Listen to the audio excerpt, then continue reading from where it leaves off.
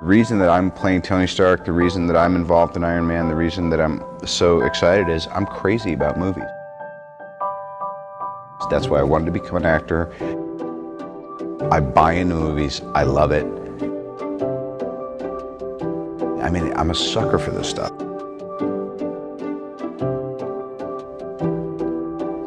I think the greatest gift anybody can give anyone or anyone can cultivate is the ability to develop your hustle, you know?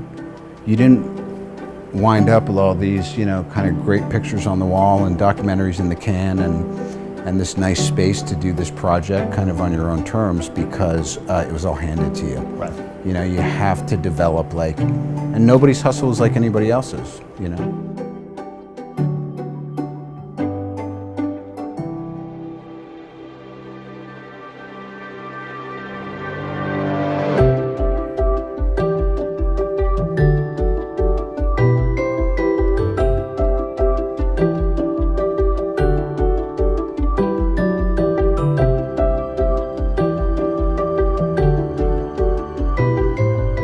Essentially, and I would say this to anybody, is that, you know, it's really, it's easy to embrace hopelessness when things seem insurmountable.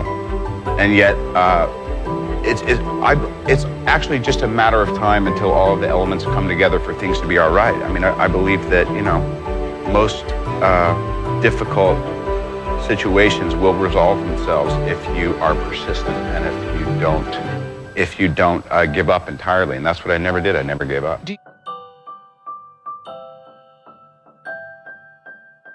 Even on the days when I don't really want to be anywhere, it's important for me to demonstrate that I'm glad to be where I am, and I'm going to have a earnest and kind of authentic empathy for the potential stress of doing things, but I want to be excited about what I'm doing. Yeah, or else what's the point, right? Right. Well, then the point is you go down that rabbit hole of, you know, just being an asshole, a really lucky asshole all the time.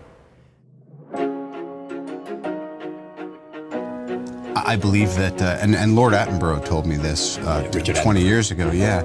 Dickie, who passed away recently, he said, you know, when you find your ambition, all this stuff will clear up. Now, it's never that simple. Find your ambition? My ambition, yeah.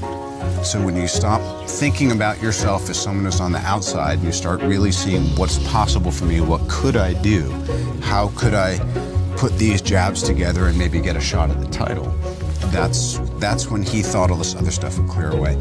And it wound up being something that was apropos not just for me, but for you know, for a lot of other people that he'd worked with. And do you think now that you're getting a shot at the title, or you already won the title? I feel like Cassius Clay.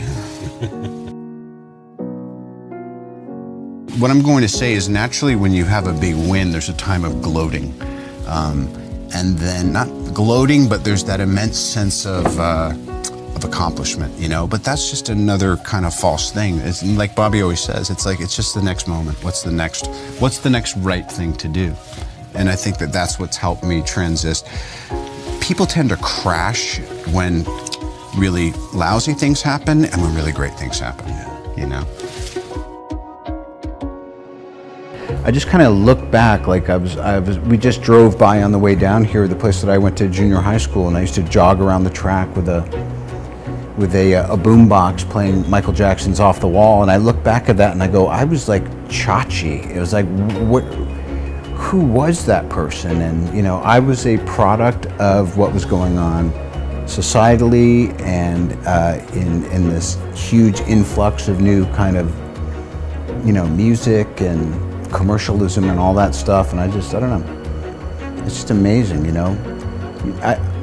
I couldn't have placed myself back there from where I am now, and I couldn't really imagine this being the end result of where I was then, you know. Right. It's very mysterious.